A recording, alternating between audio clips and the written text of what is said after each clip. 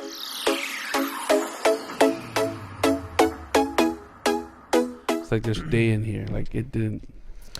Hello, and thank you for listening to your favorite podcast. This is the this is the Maximum Filipino Show.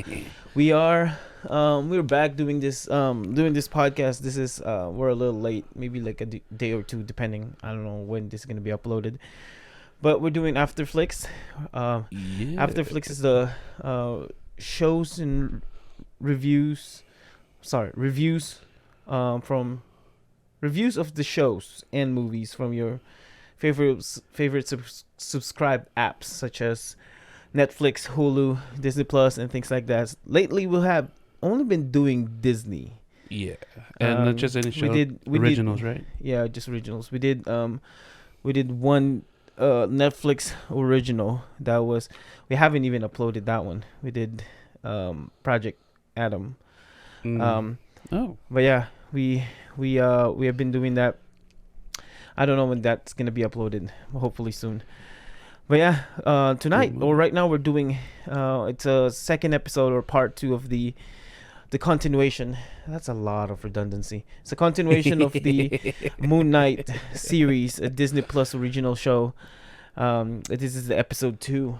And we're gonna talk about it. If you haven't seen Moon Knight and you care about the spoilers, you probably shouldn't watch this. But if you don't care about the spoilers or you've already seen it, come and join us and let's talk about this show. We just watched it. This is like our second or slash kind of third time watching the show. My third time. Yeah, it's the third time watching the show. So Waka should be prepared. Yeah, after this third one, I think I'm prepared. Yeah, so the show got unraveled a lot more than the first episode. So we got a chance to see more of the man in the suit and Mark Spector. Apparently, that's his full name. We got to see more of the. It's not Kenosha. Kenosha is not the name. Khonshu. Yeah, Khonshu. Khonshu. Yep. So what do you think? They revealed a lot quicker than on this episode too. Like Loki, the other originals from Disney, they tend to drag the story up till it gets to the peak. But this one, I'm not saying that it did. It unraveled really a lot more in this one episode. That said, there was some things in this episode but you also got to remember this one has 50-minute episode. Oh, true. You're right. That this one was one of their longer episodes. Yeah. Not their longest, but it was a long episode. But I just think the reason why it was long because to segue that, I felt like there were certain scenes in this episode that didn't feel right or yet used to or comfortable because I'm comparing and contrast with Hollywood type scenes versus this. And what do you mean about Hollywood type scenes? The way they the way they transition from clip to clip, I felt like there's some unnecessary scenes. Mm-hmm. Or some scenes that seem okay, like the quality of the scenes, like starting from when he put the two DC cops. I don't know what DC means. DC officers that came to pick up Steven from when from the clip where he put his hand to the mirror. Yeah. The rear mirror. I felt like that's where things started to felt lazy. Like I don't know if the tattoo's supposed to be anywhere on your forearm, because initially with Arthur, so far the nemesis right now, or the enemy, he has it here. Yeah. But I'm seeing some who has it, like you can see the graphics badly. I don't think it matters where it's gonna be. What I'm saying okay, you're right. It doesn't really matter, but you can tell that they just stamped it Yeah, well, because the scene with the mirror, the importance of that scene is just to show that the guy has a Right. tattoo. That's about it. No, that's right. What I'm saying that it didn't seem seamless. It was obvious that someone did bad graphics on just putting it. Hey, he's an enemy. It doesn't fit well in the skin. Just like the other girl that had Yeah, the ball and it's all the way up here. yeah. It didn't like. It actually makes me think that it's not a tattoo though. That's my Okay, that's that my may. that's my thing. Because remember his Arthur's tattoo moves like turns to different color, so it makes me think that it's not a tattoo. It make me think that it's more like a Alive. magical mark. Okay, know? that would make sense. You know what I mean? Like the magical, like a mark of the beast kind of thing. Right. Yeah. And yeah, from that scene on, I felt like there's some unnecessary scenes, or the way how they did the scene. And I'm not trying to put Disney down. And the reason why I say it's different from Hollywood quality versus this, I felt like either a high school or college degree student made this episode with high quality equipment. Just didn't really maximize what they did for this episode. I don't know. That's just how I feel. I mean, like, I think it's just an unspoken feeling for me that I can tell the difference how this and that looks for some reason. I don't know. Maybe it's just me. I don't know. They actually, I actually think that they're making the whole camera stuff, and this is why you probably think it was low budget, because I don't know if you notice, the camera shakes a lot, and the you will notice especially when he's talking to Arthur or he's by himself and things like that, you will see the cameras just jiggling a lot. It's like someone's holding the camera Right. with Okay. their hands, Yeah. like a handycam, Exactly. instead of a tripod or instead of the gimbal and things like that. It's like it's not steady. Like you could see it in their, you will see like some of the parts of their head that it's missing, and then go back, and it's like it's really like jittery. And they make that seem like, because you usually see that in a lot of horror movies, Right. that means something intense is about to happen. You know what I mean? Like the like when someone is walking in the dark, let's say, and then you will see that camera effects where it's jittery or jiggling, I would say. It's shaking. That basically. that means like, oh, someone's gonna attack this person, or they're gonna get hit by a car, or something. So for the most part, if you pay attention to that episode alone, they have a lot of those. Right. That's probably why you think that it's a low budget, because of that. And I'm pretty sure they did that intentionally to make it seem like this whole thing for Steven is not a real thing, because it became steady when Mark showed up. When Mark Spector showed up, like the whole scene just steadied. Okay. Yeah. It could be. Maybe it's just. Yeah. It could be that they intentionally did the whole shaky thing.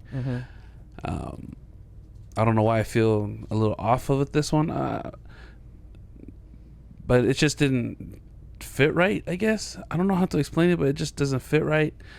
Or either some of the the scenes were just draggy. You're probably not used to it.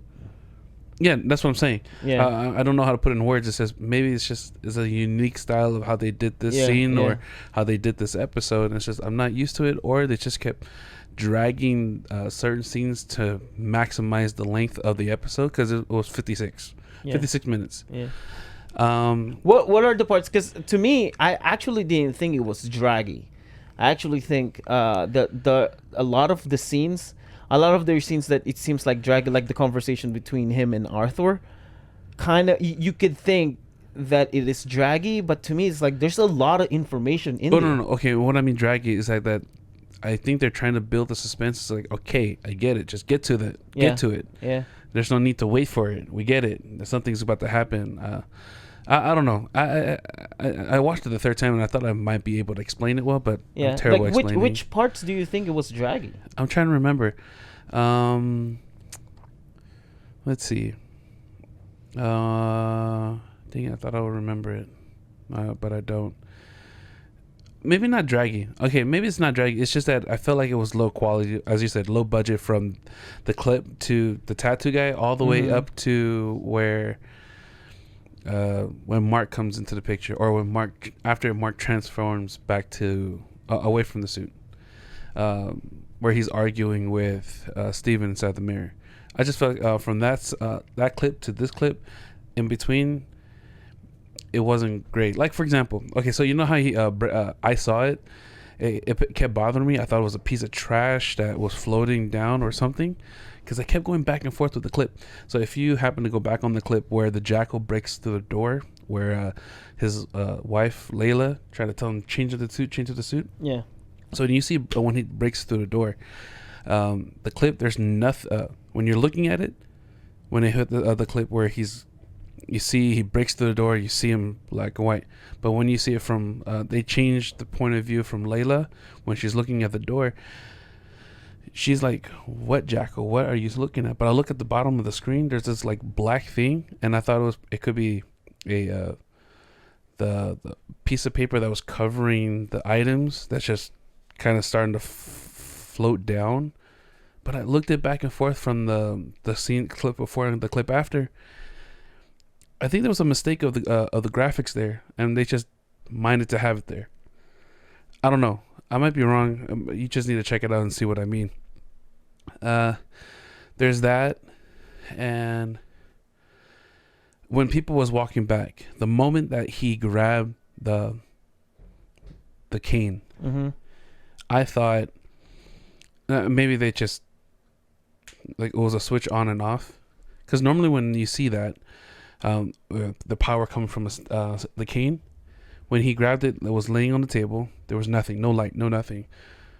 But the moment he had in his hand, or when the clip changed, when it moved into the picture, then there was purple eyes, purple light. And I'm like, normally in other movies or Hollywood type movies, in this fantasy like or magic like movies, when you grab it, you'll see the progression changing it from nothing lighting up to something.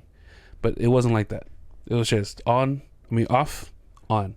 Yeah. Okay, and two, when people were walking back from that moment, I thought they were just backing up because something crazy was about to happen, or I was like, this guy's gonna let loose. And I think the guy that was going back, I think it wasn't part of the clip or part of the sound of the movie, but they just left it on as a sound effect where he hit the chair. That part I thought about that. So that part, I think it was intentionally to be there because if you notice, their microphones, right? The way they do their recordings, they usually have a mounted microphone to the whoever is speaking. Now, if the vocal is not clear, they dub it. They do a dubbing. So that part of it's so distinctive though. Like the sound was so distinctive that it's either they enhanced the sound or they added it, or they just didn't remove it. You know what I mean? Because in post production you can remove those kind of audios, right? The reason why they left it there, because, and this is what I felt like why are they backing up? It's because I thought about that the first time I watched it. Why are they backing up? Why are they so scared about it? So I thought about this. I think it's two things. First is because every time Arthur got the staff or the cane, and it might just be glowing or things like that, it's either actually three things. It's either first he's gonna shoot something and they don't want to get hit, you know, because Steven was right in front of the crowd. Second, because he used it to summon jackals, and when he summoned jackals, there's a huge hole in the ground, so they want to back up, you know, and things like that. And third, when he touches people while he's holding the staff, they die. You know what I mean? If they're not worthy or they're evil in the future and things like that. So they don't want to get involved. They don't want to touch them, and that's like their sign of like, yep, it's time to back up, because if we don't, we can get we can get killed. So that part when he hit the chair, that's like for him, it's like, yeah, I don't want to be involved in here. That makes sense. You know. So you caught that too. The whole Oh yeah. Because I always like it. Actually, remind me of Encanto when Luisa was singing, and then the donkeys backed up, and then Mirabelle's like, "What are you guys doing?" Yeah, that actually what it reminded me. But yeah, so that scene, I think it's intentional. Mm. Yeah, you might think that that there are some parts that are draggy. I actually didn't think it was draggy, and we had this conversation before about TV shows and the way Disney or anything that it could have been a movie, because the way it's like, oh, it's too short, there's some unnecessary stuff. And I tried to think and be critical about what are some things, like I was intentionally trying to look for mistakes or draggy part in the movie and in the show or in the episode. I was like, I couldn't find any, because even the part where even in the part where, what do you call this, in when he was riding with his wife, right, on this scooter, it's like, yeah, there's a lot of good information there. Like, first he found out that that's his wife, you know what I mean, and he's tracking she's tracking his phone and all that. And then I went to from there to talk with Arthur. I'm like, that there's a lot of important stuff there too, because Arthur, like, legitimately saying the same thing what's his name, the god, Khonshu. Yeah, Khonshu was saying, like, exactly, almost exact same thing. It's like, that giving you a little bit of an understanding of what's going on. And then the argument between Kevin and Mark, that could have been a draggy part too, but it's like Steven gave us more information on what it feels like not being in his own body. You know what I mean? It's like he's like in this Pokeball, but it's so uncomfortable. So I was like intentionally trying to look for something that could have been draggy, but I couldn't. Okay, maybe I didn't. Maybe, like I said, it might just be me that I didn't feel like it was draggy. Like I said, I don't think it was draggy. I think you're right when you said it's just, it was unique that I couldn't pick up. Like, some of them didn't make, I don't know, it didn't make sense, or it just didn't connect right or connect well. Like, okay, another example where Layla walks in with the scarab, like, I have the scarab, or I have it, and fast forward, they started to run away. When they went up the stairs, okay, so you know how the guy came out the door? Yeah. I thought that guy was supposed to stop stop Steven, but no, they were both confused. The guy that came out the door, because I was looking at him, not Steven. So Steven freaked out. I was like, oh, he's one of the bad guys. I don't know where to go. But I looked at him. He was confused as Steven. He kept looking back, and he saw what was going on. He was about to back away, and I felt Steven could have just kept running or pushed him on the side. Yeah. That scene, because I caught that one too. This is just my opinion. I might be wrong. This might be total reach for me. That was I think that was Victor. That was the same guy who was sitting down reading his book. He got when he said that the lentil soup, you should try my, Arthur said you should try my lentil soup, and it's Victor's recipe, and he says gracias, right? I think that was the same guy. Now, the reason why I mentioned that, because when he grabbed the staff and everybody stood up, when Steven looked up, he saw Victor, who's reading the book, stood up, I saw him too. and then look at the crowd and then walked away, right? So this is what I think. I think I think they have a recruitment process, and who wants to be part of their cult group, and there are new people who's not part of the cult group yet, and that's like Victor. He doesn't have the tattoos. He's not part of the cult yet. He's like a recruitment. I thought he had the tattoo. I saw him because he had a. I know. I don't know. I didn't think It was like it was so far away. Like the camera was so far away that you couldn't see anything. Well, the first time around when he showed Victor, I saw it when they had a close up, not too close, but like sitting there on the there. I thought I saw the tattoo on him. Yeah, I didn't see it. So what I think was there are some people who's like totally mind controlled by Arthur, and they exactly know what they're supposed to do, right? They're like super programmed on what they are. It's like the whole stereotype of cult. Okay. And there's also people that are like, yeah, I'm not there yet. So when something happens, it's like I'm gonna walk away, and it's like, and then he got scared of him, I thought Victor was the one that was getting himself handed to by Layla when he went up the stairs again, and Layla was beating up someone. I thought that was Victor. No, he was. He was. I mean, we don't know if. I, you might be right, but it's like because he just walked away, and wherever Steven was the same spot where Victor was sitting down Okay. because of the whole balcony with the railings. You know.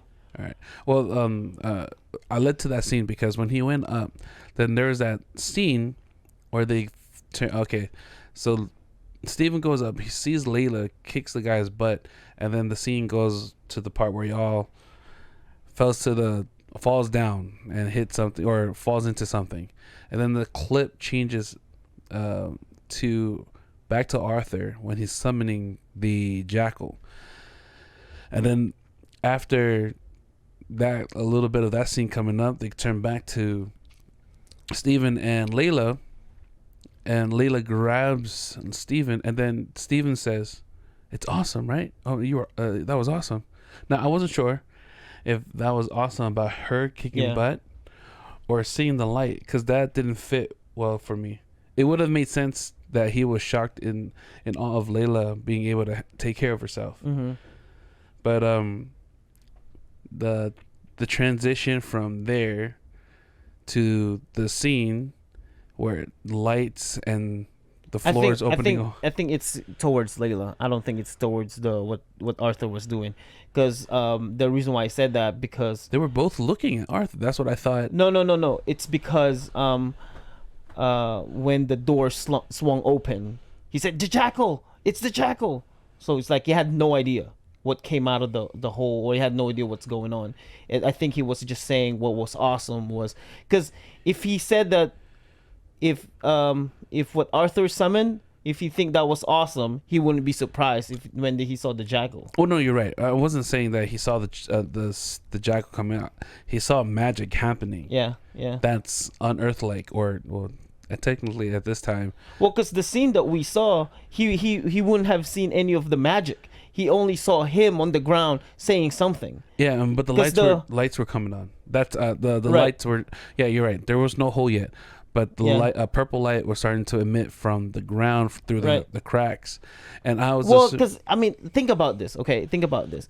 When what was his name? Arthur said, "I don't want to do this," and he was scared, and he said, "Well, then don't." You know, like he said, why would he say that's awesome if it's like if he knows something crazy and deadly is about to happen? I think he was saying that was awesome of what she did. Yeah, what she did. Like I said, I thought that would make sense, but it wouldn't make sense to make that transition of there and then back to the floor, then come back and then say it. I think it would have been best to say it right there, right there while the episode's flowing, because that. And then looking back to the whole floor, then that was fine. I just think the transition of the clips were just off. Okay. At least for me. Okay, and then again, it goes right in through the door to the jackal. And from Layla's point of view, there's that black thing. I don't know if it, like I said, the plastic floating down or digressing, or it was just a mishap on the clip. I tell you. Or it could be like the jackal will can turn invisible, because the jackal wasn't like completely what do you call this, non-existent, you know what I mean? Well, Like you're right. the jackal, what if that was the ability of the jackal, is just turn invisible to other people? Then you know, it wouldn't like make it will be like a process of invisibility. Okay, but then it wouldn't make sense that Layla said, "What jackal?" Huh? It wouldn't make sense for Layla to say, "What jackal?" Because she doesn't know what came through that door. Right, but you could only see like a part of the black thing. You wouldn't she wouldn't have even seen the whole thing. If it was a shadow, yes. My whole thing about that was to tell you that the normal eye cannot see it except for special people. Right. Like in the beginning, well, yes and no.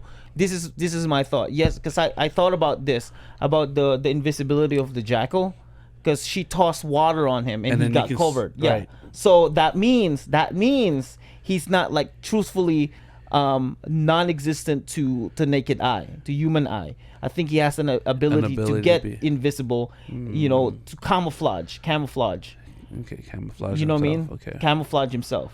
it's like a chameleon or a squid will just camouflage themselves, like the whole process And of chooses camouflaging. whoever can see him and who not. I think the whoever is the avatar of the gods could see it whether you camouflage it or not. It's like one That of makes your sense. ability. You know what I mean? Okay. Yeah, that does make sense. Yeah. Well, that was that. Like I said, in between from the tattoo hand from the DC cop all the way to when Mark takes over, it was just a little bit off for me because none of the clips made. But anyway, overall it was good. Now, since we're still talking about the clips and behind the scenes kind of thing, I did like my favorite scene was in the storage Well, don't room. talk about favorite scene yet. Hold on. We're talking about all the bad things about the show. Oh, the bad things? Yeah, are you done with that? That's pretty much it. That's Okay. what I had. Well, I have some. Well, you jump in a different topic. Because you just said that you didn't have anything in this movie. or No, this no, episode. I didn't say that. I said, "What do you think?" And then you went going. Okay, what do you think? Okay, I was let's transition why back did to you jump to a different topic? Anyway, yeah, go for it. My bad. So my bad. the some of the things. So I think the very first one was in the storage room. Those lights were terrible. Like they turn on as soon as you pass them, not when you're under them. You know, when the storage worker or employee was walking with them, you would see the lights turning on, and you see like shadow in front of them, like darkness in front of while they're walking. That means the light will turn on behind them. Like that's terrible. Yeah, that's horrible sensor. It's horrible. I know. I'm just thinking that is that like legit sensory for other companies where, okay, if you're done with that section of the light, go move on to the next. Is that legit? Yes, yeah. We've seen that before in Loki. You know when we're watching, was it Loki? No, it wasn't Loki. It was what movie was that? It wasn't Loki. There was one movie.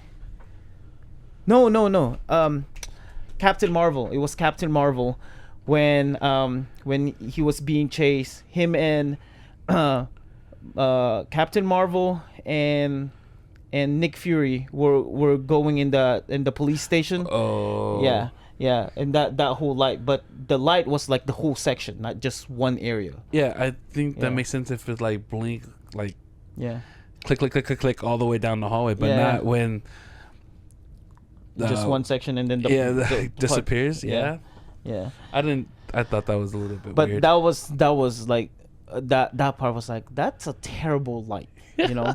And then another one is, and this is not questioning the movie, it's just questioning like the way their storage unit works. And then the second one was questioning Steven, when he was inside the storage room and he was talking to Mark, and then Mark said that Amit, was it Amit? Amit is the crocodile and guy? like he's explaining everything on what's going on and what's gonna happen and things like that, and then Steven said, "That's the stupidest thing I've ever heard." And I was like, "Yo, you're talking to a reflection of you, and you think that is the stupidest thing you've ever heard?" I thought the same exact thing when he said that. I was like, you do know that you're talking to another personality through your reflection. Yeah, it was like that's a completely different. Like that's. And you think that is the stupidest thing, and you're talking to your reflection, and it's responding to you. And Steven blames it on the steak. You know what? Nothing wrong with the steak. Steak is delicious.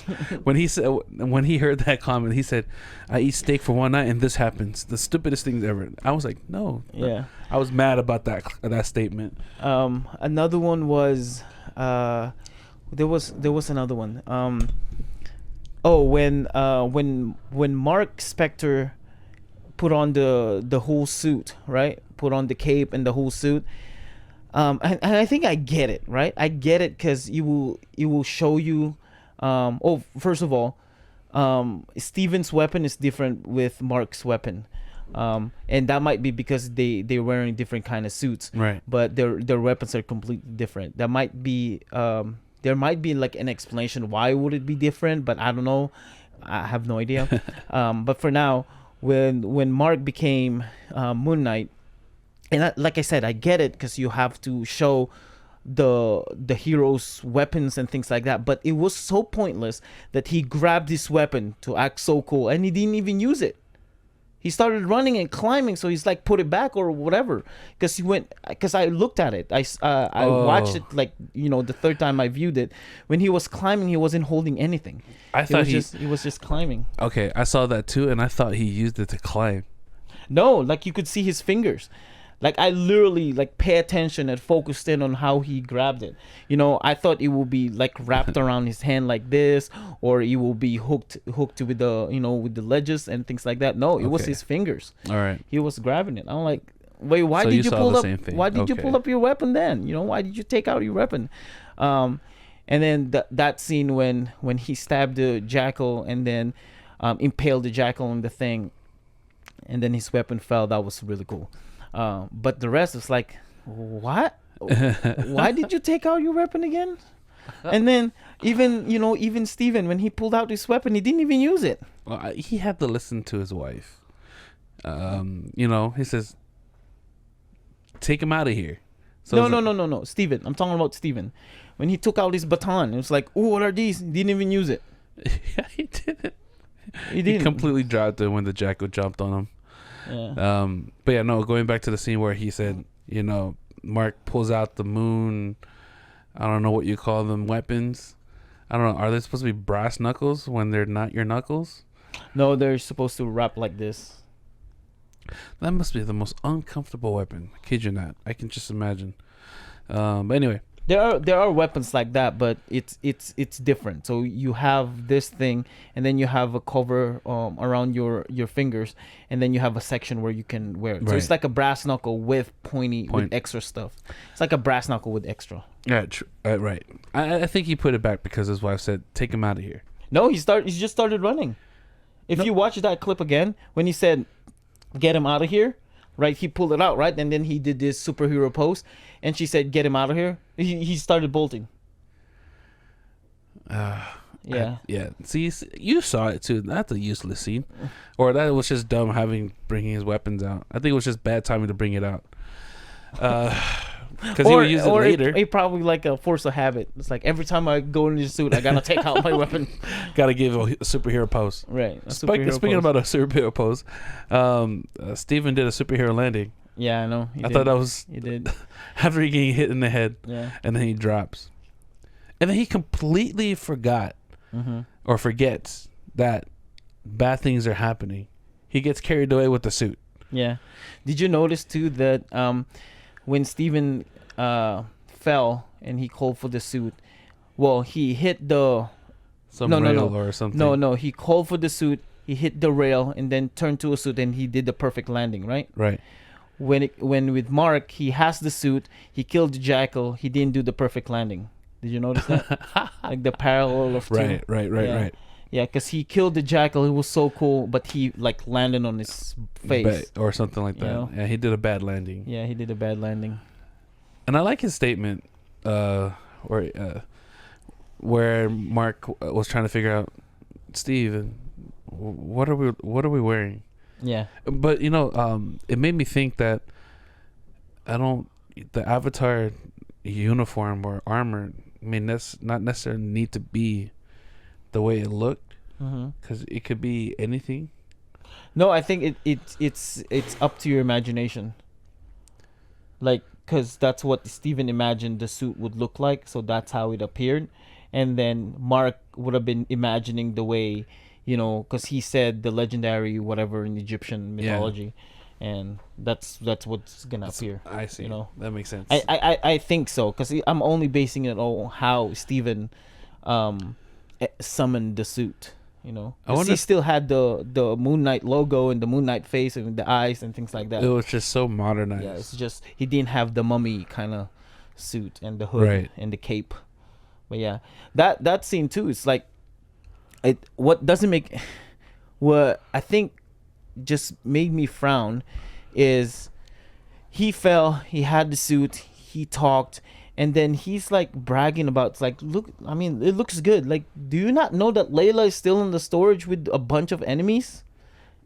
Yeah, again, he forgot completely what was going on. Like, just got carried away looking at himself. Yeah. Oh, I like how he was yelling at himself, where it says, "I don't care how good looking you are. Who are you?" I don't know if you Oh remember. yeah. I was like, you know, you're telling that to yourself, right? I think that was the joke. I think that was the joke of I think that was the Stevens hinting a little bit of joke in there. I thought that was funny. Yeah. Um, And I think that's about it. I think that's all I got for the bad scenes that I noticed. What else? So you said what's your favorite line? Scenes? My favorite scene was, I think I do have a few. Now I forgot the other two, but the one that just keeps popping in mind. It's the back in the locker room. Though the start of the not the locker room, the storage room. Mm-hmm. Poor lighting, or if it's the company, that's how they set up their lights. They need to change that. That's a hazard. Because apparently, what happened next will show why it could be a hazard. That you can't really see what's in the hallway and so forth. Yeah. But anyway, that scene when he storms out of the storage room, his storage room, and then he starts seeing things or starts seeing Khonshu here and there. I thought that whole scene was was my favorite, because there were some other additional things that they added on, like when he was running, you see the shadow of the staff on the back, and my favorite part is when he stopped. Oh, now I remember when he screamed after seeing Khonshu. Mm-hmm. Where it made it look like a wanted picture, where it stopped. Do you remember that? A wanted picture? It made it seem look like a wanted picture. Like he started to scream and then it froze. Mm-hmm. That made it seem like a bad wanted picture. Just here's a bad guy got caught on the. Oh, okay. Do you know what I'm talking about? No. No, at the end of. Yeah. Because are you talking about like the One Piece kind of wanted picture? Yeah. Yeah. Okay. Gotcha. Yeah, that one. Because in the real world, they use like whatever picture they have in the precinct. You know. Oh like no, I'm just saying that he he made a post. Yeah. Because the clip froze when he started to scream when he saw that. What I didn't get, why did the door open behind him? Why did the door open behind him? Yeah. I think it's just the power, because when he was running, you will see some of the doors shaking and jittering because of the power of Kosha, you know. So it's just the effect. It just so happened that at the very end of that clip, that door opens, like click, and then he screams, and then it froze on that. You know, I guess I don't know what makes sense, but I like that picture or that clip. That was my favorite scene, and my other favorite scene was when there was another one. There was another one. I can't remember. Shoot. Because I had two more. I was watching it with you just right now, not too long ago, and I said, "Oh, that's a cool one." Yeah, I guess only the storage room was my favorite. I think it was because the whole place was poltergeist, because it was Khonshu trying to freak him out. I thought that was all pretty funny. Yeah, my favorite scenes is every time Kosha, right? Khonshu. I don't know why I thinking about Kenosha. Khonshu. Every time he shows up, there's a warm light around him, right? So when he showed up in the storage room, with with Steven, those warm lights showing up around him, as if it's like the moon. You know, when you see the moon, it's always like the warm light. Like when I say warm, it's like yellowish light, right? And then when Arthur and Steven were walking, you see,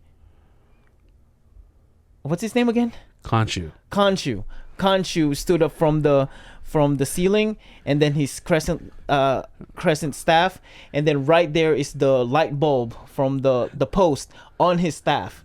So it's like the moon. Right. You know, that's cool. It's like his staff is on the moon, or it's like brightening the moon. And then what else? And then when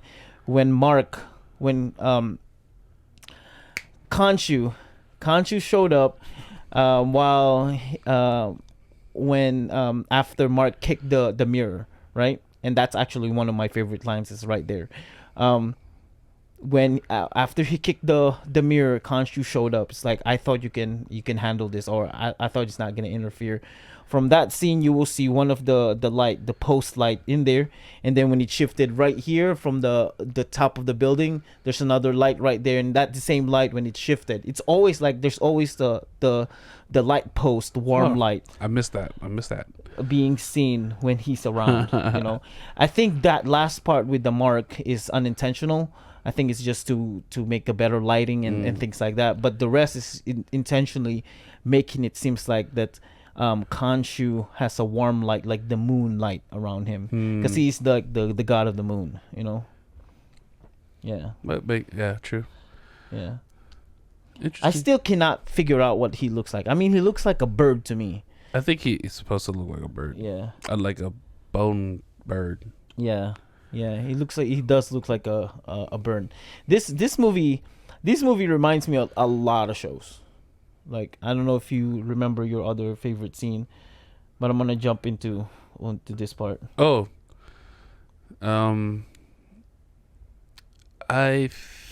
okay. The other scene I think I remember, but the little mini joking conversation. I think my favorite line is like, "Why do we look like a crazy Colonel Sanders?" That I thought that was Psycho. pretty funny. Yeah, Psycho. Psycho. Colonel Sanders. Colonel Sanders, yeah. And Oh, I guess we're gonna talk about favorite lines now. I thought we were gonna talk about favorite scenes first. well, no, it's part of the scene because I thought that was pretty funny where he's having a funny interaction with himself. Yeah. And I knew there was a scene with Layla. I can't remember. I think the joke when he it was funny to me when he was having immediate responses to their questions, like when the DC female cop picked up the chain from the bed, like, I have a sleeping disorder. Yeah. And then there goes the big guy. It's like, what is this? Yeah. Paperweight. So where'd you get this paperweight from? From the paperweight shop. Yeah. Yeah. I'm trying to remember then. So okay. Go ahead. No, go ahead. I think that's it. That's all my favorite scenes or cool scenes. I thought it was funny. I'm good. Yeah. Go. Okay. So my favorite lines, because you started talking about lines. My favorite lines were this. I guess I'll put it like a top 3 favorite lines. Right. The first one was what was the I will never divorce you. It's like, okay. So you like Mark and Steven have the same taste. Like, you can tell they're the same person because they have the same taste. They have the same Mark's memories still flow through Steven. That's why he had the whole mother thing, the poem, the same girl. That's why it's like it's still connected to Mark's history, whatever Steven is doing. And then the hieroglyphics, because he studied that with like the wife studied the same thing because they're trying to aim for something. What was it that you liked about that again? That favorite line? I will never divorce you. Yeah, I just thought what happened there. It's like, Mark, you're stupid. She's a hot woman. Why would you want to divorce her? That's what I thought was going on in his head. No. That's exactly what it was. Because what I'm saying is that because Mark has her, the image that I got from Steven, like, he has no chance getting a girl, and he finally has an opportunity to be with one. That's what the show is trying to point out when he said, "I will never divorce you," because it's like this girl is so attractive, and I liked her, and it was so obvious too when he was riding in a scooter and he felt awkward wrapping his arms around her. It's like, yeah, I like this girl. This girl is cute, kind of thing. And then all of a sudden, she says, "Wife." It's like, you're my wife? Yeah. Wait, we're married? Right. Yeah. I think that's what the show was trying to portray. Is like, this guy is a loser and he can never get a girl. Like, even in the first episode when that black girl showed up and it's like, hey, remember tomorrow 7 p.m. It's like, wait, 7 p.m. Us? Wait, what? Like, he is that type of guy. That's why he said, like, I will never divorce you. Like, look at you. Like, have you seen yourself? And then he even said that the other guy is a dumb wit. And then you see Mark's reflections, like, disappointed. It's like, I know what you're talking about. Yeah, because I'm trying to divorce this girl and, in this and that. Oh, but yeah. Yeah. That's right. My other one, and I think this is my favorite scene. My favorite line. It was like, it was so creepy when before Mark started kicking the mirror. Steven said, "I will hunt you for the rest of. I will never something like that. Like I will hunt you for the rest of your life." He said something like, "I will not." Something about peace. Like he will keep troubling him. He will not. Yeah. Yeah. I'm trying to know. I was trying to remember the line. I thought I had it. I thought I had it, but I completely forgot. I love that you're trying to correct what No, I don't no. remember, and then you're I like, wasn't I trying to don't correct remember you. either. I remembered it, and then it just slipped. It's something with a P. Like, I would not bring you peace for as long as I. Something. I don't know. Take it back. I don't remember. Forget it. But yeah, so that scene was so intense. The reason why it's so intense, because you can tell how this is like the revenge of Steven. You know, when he was young, he believed that he was haunted by Mark or this other persona who he can't date anybody, he can't sleep by himself, he can't do all of these things because of Mark. Now I have an opportunity to do the same thing with you. I'm gonna hunt you for the rest of your life. You're never gonna sleep, you're never gonna have any peace at all, because knowing that I'm there bothering you every single time. Oh, So man. that's why it was so intense when he said that. Yeah. Okay. Yeah. That was pretty good. Yeah. This guy though, I think the actor, what's his name again? I don't know, I forgot. I think he did pretty good in this episode. And then when I say that, he does well playing the British role and then the American role. Though I believe that too. With the accents alone, or it's phenomenal. He did great. Yeah. Because I couldn't tell his character. He really did Stephen well. And then maybe because Mark, his roles aren't as elaborate as it as it will be. He does well with the accent, does well with his role, knowing the different persona, where from being a chicken to a chimp. And yeah, I really how he does his play in this episode too. But do you know who the wife is? Nope, I don't. I think she might be a British star. I have no idea. I don't know if she's trying to cover her accent, because I can catch on her accent here and there.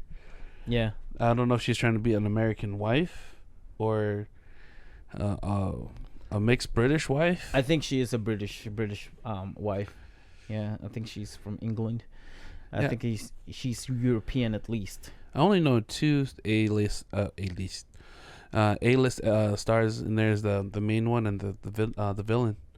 Those are the only two I know that I consider A-list, at least, because I've seen them in other movies they were in, but I don't know anyone else in there. Yeah, probably at least not yet. No, not even the voiceover. Did you look up who voiced over him? You don't have your phone; it's charging. Yeah, I thought the voiceover is the guy that did Optimus Prime, but I guess it's not. He actually sound like Charles Xavier from X-Men whenever he talks. Like you can, like, it's not, but there are some tones. It's like, oh, you could be Charles Xavier for sure. Charles Xavier. So when I said earlier that this movie reminds me a lot of shows, one of the main shows that it reminds me of is Jujutsu Kaisen, the anime. You know, like you have a devil that lives in you and that you have to summon out, and it will show up to help you, and it's way more stronger than you. You know, that kind of idea of the Jujutsu Kaisen, like the main character. Okay. Yeah, I see it. It also reminds me of Batman with that whole light. You know, like the flashing light when Khonshu. Yeah, Khonshu was there in the storage unit. I was like, oh, that seems like a for sure a Batman scene. And also Steven version of Moon Knight reminds me a lot of Deadpool. He's like the white version of Deadpool. Just not funny. No, I'm talking about like the goofiness and the words that he's saying when he's like trying to fight the Jackal, and then that whole funny scene where the people in the bus was looking at him, he's smashing his head, and they're like They're like, is he having seizure? And it's like, no, I think he's just drunk. Like A, that fa- whole scene reminds me a of, fancy drunk. There you go. yeah, that whole scene reminds me um, of Deadpool. And then when Mark turned to a different version of Moon Knight, when he was jumping around and running and talking to himself, that is Batman for sure. That's Batman, Oh, which definitely. apparently a controversy, because they're saying that Marvel made Moon Knight to uh to be just like Batman, the DC version of Batman. Because in the comic books, a lot of the artworks, even the front page, it's showing that he's just like the complete opposite, but the same thing of Batman. Because if you think about it, Batman is all black, and then Moon Yeah. Knight is all white. True. And then Okay. they have the Batman of the night, and then Moon Knight in the night. Yeah. Yeah. Because Batman was what was his name? The Dark Knight. The Dark Knight. Yeah. Right. This one's the Moon Knight. Yeah. Exactly. So that whole controversy that Moon Knight is based off Batman. Okay, all y'all critics just being extra. All right, It makes sense though. I mean, if you think about it. I get it. It's Marvel. Marvel's Marvel. DC's DC. Yeah. All right, y'all is just extra, man. But what do you feel about Deathstroke and Deadpool then? Would you say the same thing? Another Because that was completely the same. Deathstroke. Yeah, and Deadpool. The way they are. Yeah. Like they admittedly said that Deathstroke is just like Deadpool. Or I mean Deadpool is just like Deathstroke. Like he's based off Deathstroke. Because Deathstroke was created first before Deadpool, of course. But he was As in terms of superpower or just what he can as do. the character himself. I thought Deathstroke was a serious type guy, not funny and goofy. Yeah, that's the part that they changed, but the rest is basically Oh. basically Deadpool and Deathstroke. I didn't know Like that. that's like the mirror of them. There's a lot of them if you think about it. There's a lot of characters like that. Like like the Captain America. They have a version in DC. That's in. I believe it that there's like copycats of each other or similar characters in Yeah, DC I mean and Marvel. look at the boys. And that's not even DC. Yeah, but The they're Boys pretty is- obvious of who they are Right. if you want to compare it to somebody. Like, I forgot his name already. I know who I'm thinking of. Ow. Uh, Yeah, he's just like Superman, like the evil kind. 100%. Yeah, and then Queen Maeve is Wonder Woman. Yeah. Yeah. And Aqua. Yeah, right. That's Aquaman, 100% Aquaman. Right. So yeah, it's A-Train is Flash. right. It was all given. It's there. like a huge knockoff of those DC characters. DC characters. Yeah. But with Moon Knight, I love what do you think? Okay, so I'm gonna ask you about what do you think, or who do you think Arthur is? In your opinion, it's like maybe this is more like a prediction. Who do you think Arthur is? A fanatic. Maybe his character shows that he's a fanatic, or a psychotic. But him as who he was or who he is now to these guys, I can't really pinpoint. I just think he's psycho. After the story in this episode, the story has been revealed. Now, Yeah. Putting production and comparison aside, the story. Now we know who Amit, and we got Khonshu, and what they represent, or what their sense of purpose. We got Amit, who gets rid of those who will soon do evil, or who will do evil but will not, who will foresee to do evil, gets rid of them, versus Khonshu, who will take care of those who has done evil. So Arthur said he used to be like that. He used to be an avatar of Khonshu, but then he transitioned to Amit. I think he was a brainwashed guy that Amit needed an avatar. I think I think Arthur can hear Khonshu, but he's pretending not to hear Khonshu. That's like a small part of me. That's what's happening, because it's like he's intentionally trying to, he's directly trying to fool Steven that he can't hear Khonshu, but he's repeating everything that Khonshu is saying to make Steven believe. It's like, oh yeah, this guy's legit because he's saying basically what this guy's saying, you know. And then second, I know he didn't need the cane, and that was a really important scene during the ball, because he, when the girl kicked the ball, he stopped the ball with his left foot and then kicked it with his right foot, you know. So that means he didn't need the cane. Oh, that's true. He didn't. Yeah, he didn't need the cane. He seemed fine. Yep, he seems fine. So that part is that, and then I think Arthur. Why is every occult leader, right? Whether in Christian occult or whatever occult belief it may be, they always have this this something that they're trying to I don't know, like they're trying to lead by or live by, you know, like, oh, your ways is wrong, so I'm gonna live by this ways, and I think this ways is right, and make it sense so much, like it makes so much sense the way they're saying it, you know, like it makes you think, like when he said that what did he say when he said that, oh, Khonshu is saving, he thinks that he's saving people, or he's the vengeance of justice, but the harm has already been done, you know, but Amit is different way, we're gonna stop it before it happens, because we already know. It's like, I mean, in retrospect, it's like that makes so much sense, because why would you punish, if you could punish someone before they could do it, that's way better. You know what I mean? That's way better than wait for them to do something. You know what I mean? It's like they're so good with justifying things.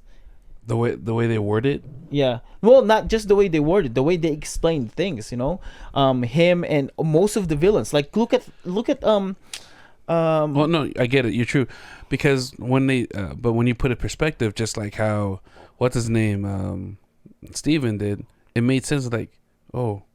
Now you put it that way, that sounds bad. No, not that. I'm talking about every belief that they have.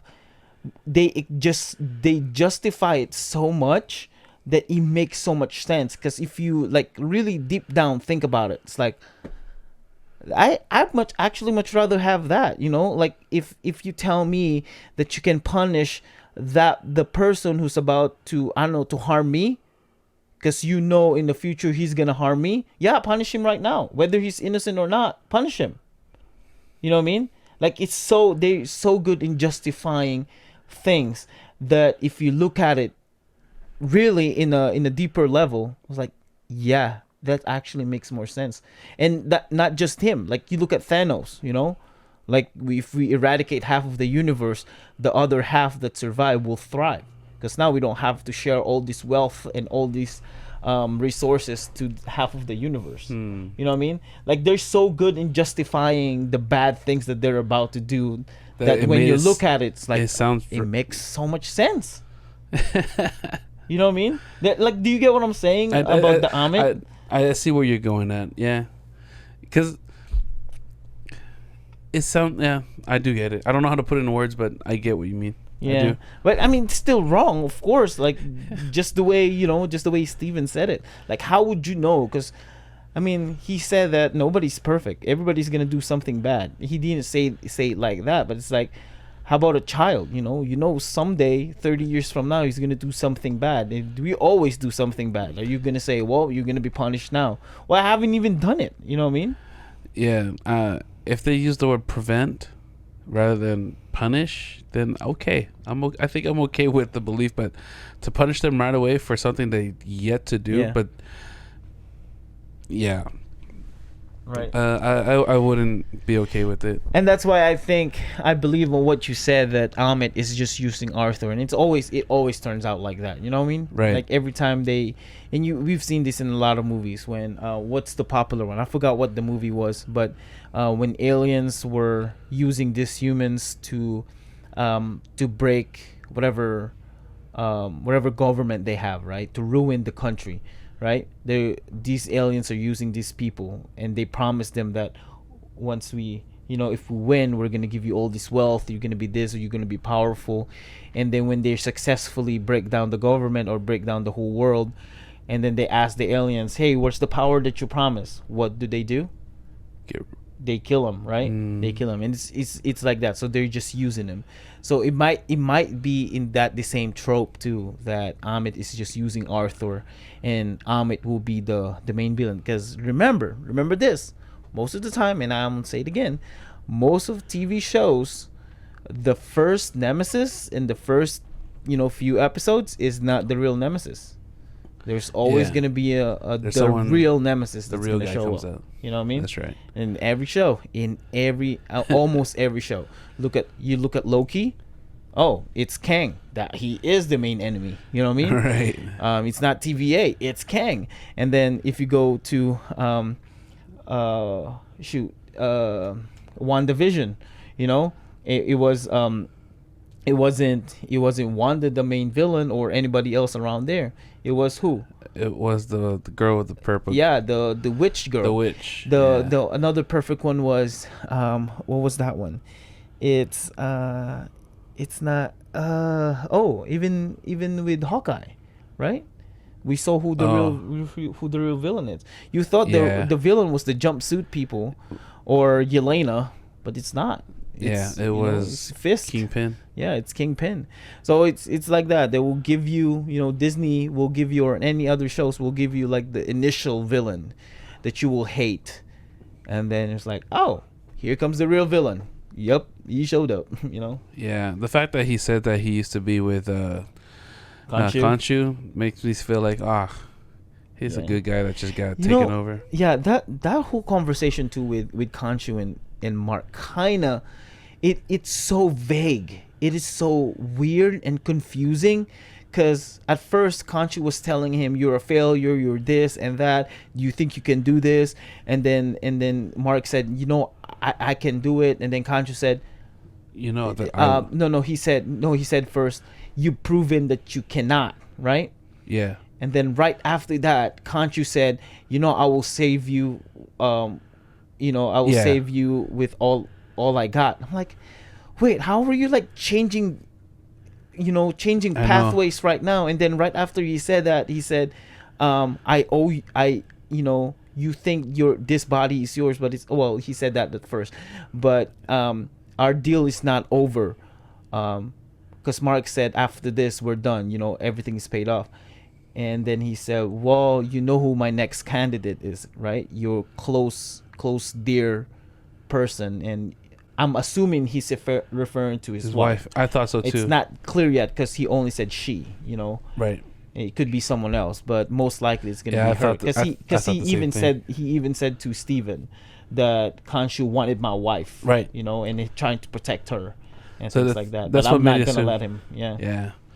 I thought the same thing. I thought that he was referring to his wife. Mm-hmm.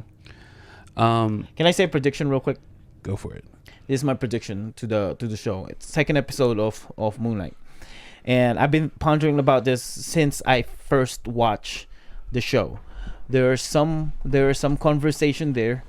There are some conversations there that we thought it wasn't important until we'll find out that it is important. And there's a lot of shows that are like that. They will mention some things like nonchalantly just say something, and they're like, oh, okay, maybe it's just something that they're mentioning, but come to find out it's actually one of the most important scenes of the movie or the show. When one of the DC, I think it was DC Fitzgerald, the chick, found out, it was so weird because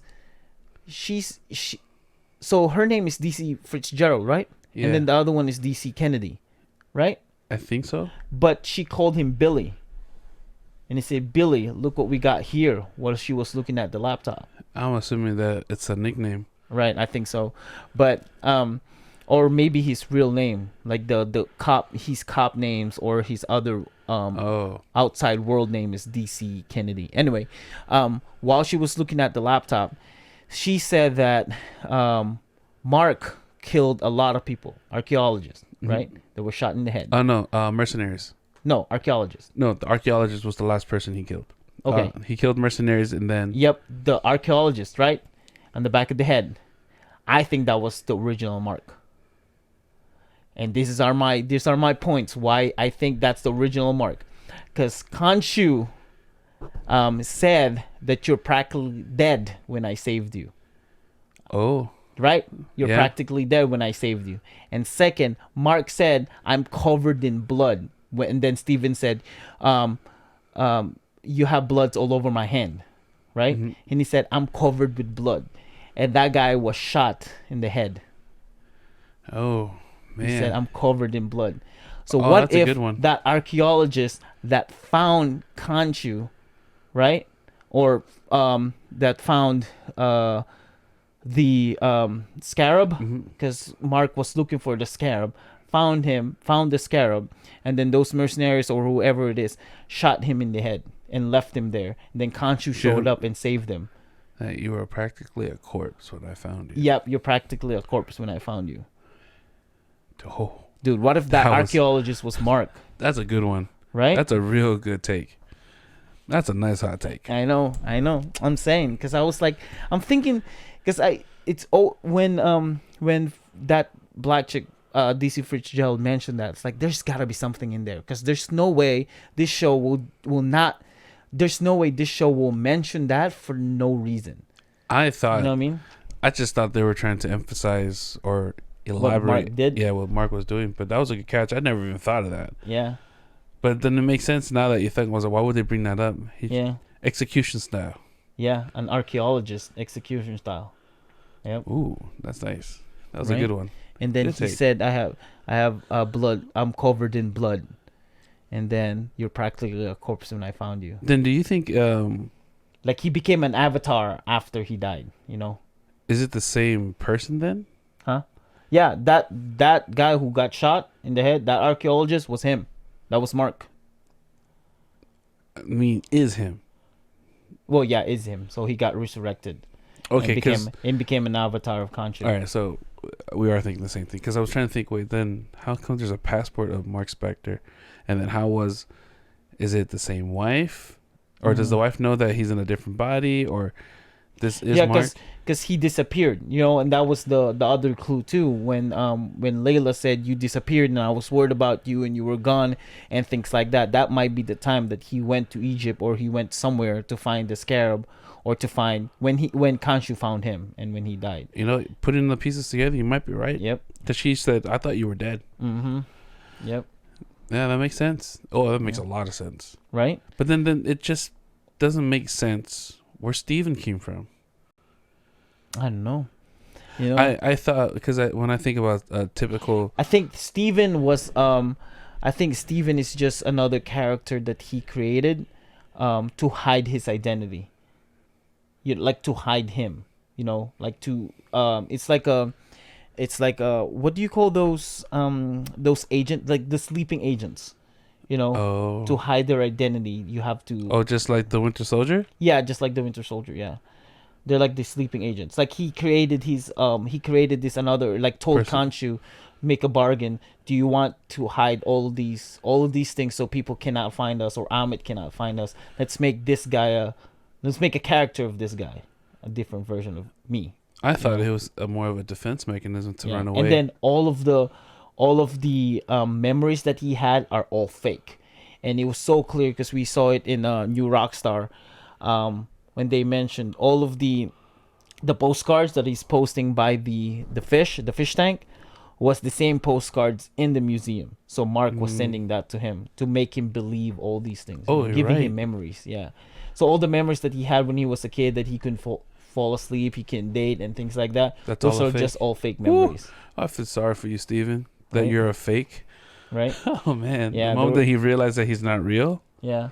because it makes sense. Like how, like the big thing is the fish. You know, when he was gone for 3 days, he saw his goldfish with another fin. That means that goldfish was dead, right? The original goldfish with the Nemo one. Right. That means Mark replaced it with a new fish because that one died because he hasn't fed it for 3 days. You know, so Mark is giving him like false information about his life. Oh, that makes complete sense. Yeah. But I'm just trying to figure out because Steve thinks he's real. Mm-hmm. Steven thinks he's real. Steven with a V. Yeah. How will that persona just sink in reality that he knows that he's not real, or become a split personality? I mean, because he's not okay. With your theory coming together, it just comes to say that he isn't real. I wonder how he's going to react when he find out he's not real. Because he in this episode he's been saying, claiming, I'm not broken. Mm-hmm. I may need help. Oh, hold on. So that's another clue that I got, and it might be a little stretch, right? It might be a little reach. When Arthur said, "Is Khonshu manipulating you because to break your mind, or were you already broken?" Yep. The shot in the head. Broken mind. Come on. Come on. Or your mind's That's already a nudge broken. in the head, are you saying? You know what I mean? Oh, the nudge in the head. A nudge right there? Yeah. Or a clue? Yeah. That's a nice pickup right there. Dude, like the reason why Khonshu went for him, because when Khonshu saw him, his mind is already broken. Like quite literally blown up into proportion. But yeah, so what you were saying, that I think Steven will just gonna find out that he's not real. Like he's not a real persona at all. Yeah, so like he does not exist. If it was something that Khonshu created, Mm-hmm. just for as a disguise, yeah, then it makes sense. He'll fix it, clear him out. Or if it was something that Mark created, self. Yeah, because I don't know if you notice. If you watch the first episode and the second episode, Khonshu never call him Steven. He always calls him Mark. Like yeah.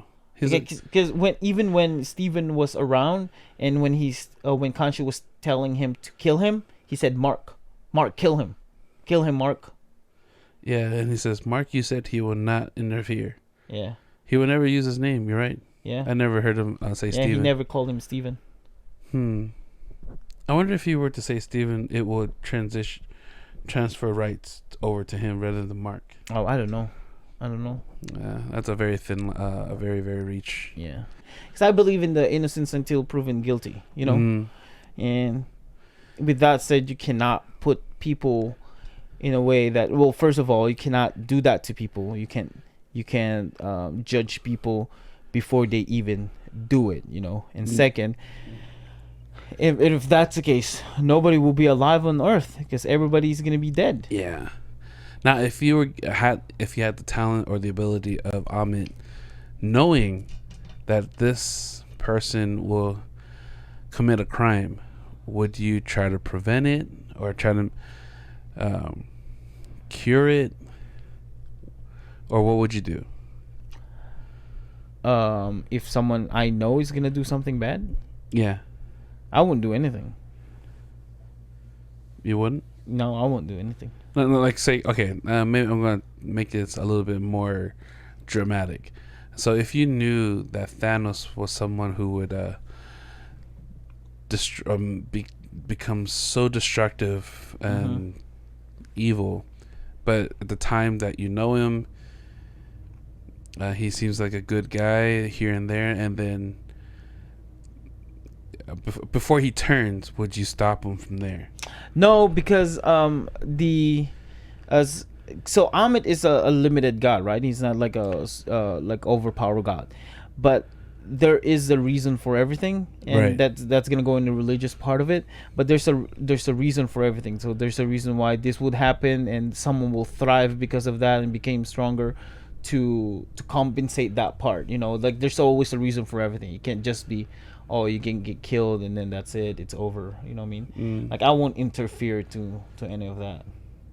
And this is answers the question a lot of atheists, you know, this answers a lot of atheist questions. You know, if God is all powerful and all loving, why would He allow evil to happen? You know what I mean? And you know, there's a lot of answers to that, but one of the main answers that I like the most is, and if that's the case, God will be controlling everything, and you don't want that. You don't want God controlling every single thing. You know, Right. like while before you even cross the road, He will stop you because knowing that there's a tendency that you can get hit and die. That means everything gonna be in a box. You know, and evil happens because of the free will of man of doing whatever they want to do. You know. I agree with that. You know what I mean? I just wondered if I had the ability to foresee something, I wouldn't mind to prevent it. At least for one event in my life. Yeah, but I get that part. Personally, yeah, but if you think about it though, because it's like there's always gonna be in every action there's always an initial reaction, whether it's good or it's bad. You know, what if when you stop that thing to happen, What would there will be affect? a domino effect that will affect in a different way. Okay. That it could get worse. No, okay, you're right. You know what I mean? With theologically speaking or philosophically speaking. Yeah. No, I get it. No, I'm just okay. Like, let's say that you because there's a character like this anime character. This anime character had the ability to foresee of something negative is about to happen. He doesn't have the ability to control it from stopping. He just happens to see it. What would you do if you were in the same position? Oh, that was like in the movie. That's what I was trying to foresee. There's a movie called White Noise. Yeah. Oh, I've heard of it. Yeah. I didn't watch it though. Yeah, that movie White Noise is so he has an ability to see someone, right? When he sees like white shadows around them or white basically white bright light around them, that means it's either they're about to kill a lot of people or he's gonna die, right? So this guy is tried to stop it.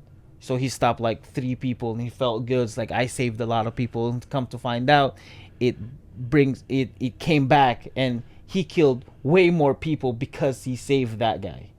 Oh. Yeah. So now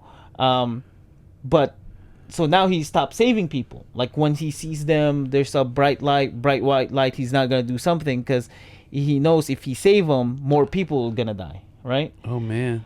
But these people that he didn't save started hunting him, so he is in a lose-lose situation. So if he saved them, he will kill more people, right?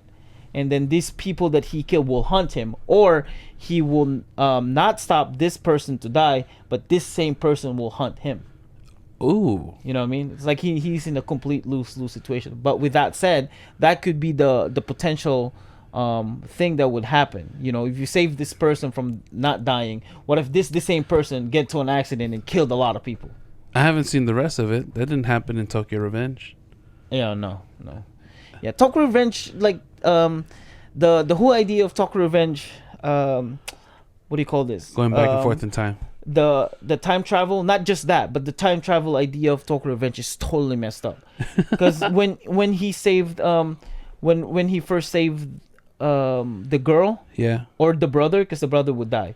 In the first, you should have seen in like the first or second yes, episode. yes. Yeah. The brother should have been dead, right? Right. But when he went back to his real timeline, the brother still recognized him. You know what I mean? Right. Like there's no way he should have recognized him, or not recognized him. Like remembered what had happened, like the whole plan of going back in time and changing everything, and then going back in real time. Like he shouldn't have remembered that, because he shouldn't have remembered that because he wasn't part of the plan. I thought that because the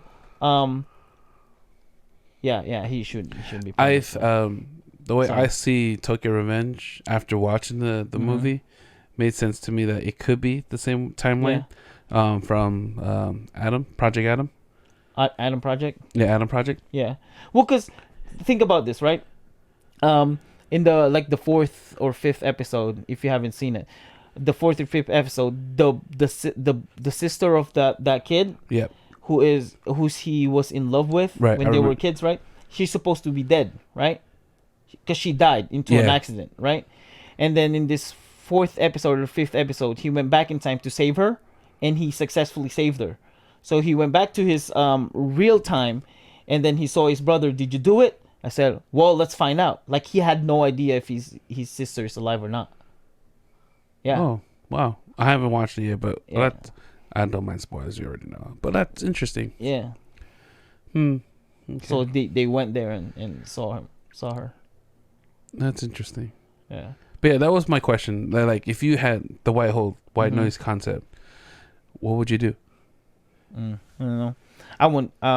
With the white noise perspective, I asked myself that when I first watched the movie.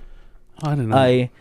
I don't know. That whole thing is a lose situation, because he even tried to kill himself, but he couldn't die because when he looked at the mirror, there's no white, like, bright light around him. That means he's not meant to die. Like the original guy who owns the white noise, half of his face is melted because he tried to shoot himself. Oh. Then he was sent to prison, but he didn't die because that's not his time yet. to die. Okay. You know, not time to die. So I don't know. But when it comes to the Amit, I won't do anything. You know. Yeah, because the way I see how Ahmed does his ability, using an avatar or using someone, using her power, using the cane, and some kind of time tick, like weighing Yeah. to decide whether, because you will never know. But like how he did to the old lady, it's like, I've been good my whole life. I made good choices. It's like, I'm sorry, this is the will of Ahmed. Yeah. And then her life was sucked out. I was like, oh man, she probably picked her because she was already like about to kick the bucket. About to die. Yeah. Yeah. What else do I got? I think that's all about it. I got none. Yeah. It's still that the show is still a little confusing, and Yeah. and I think they still have a lot of things to unravel. And you know, show us what's about to happen and what's gonna happen in the show. But for the most part, they're giving us a little bit here and there. I mean, granted, it's just the second episode of the whole show, so they have a lot more things to give us. Other than that, if you enjoyed this podcast, or if you enjoyed this episode, or if you didn't enjoy this episode, let us know. Please comment down below. If you agree with a lot of things that we said and a lot of the predictions that I said, even the hot takes, let us know if you agree with that, and you know, if, like, blew your minds, like, oh my gosh, that makes so much sense, and I don't think I agree with that point, or I agree with that point. Just let us know. Comment down below and subscribe if you haven't. Tell your friends about this, and let's enjoy more of this Moonknight TV show, Disney Plus. Yeah, we'll see you guys later. Thank you so much for watching this. We'll see you guys. Bye. Late. Hooray.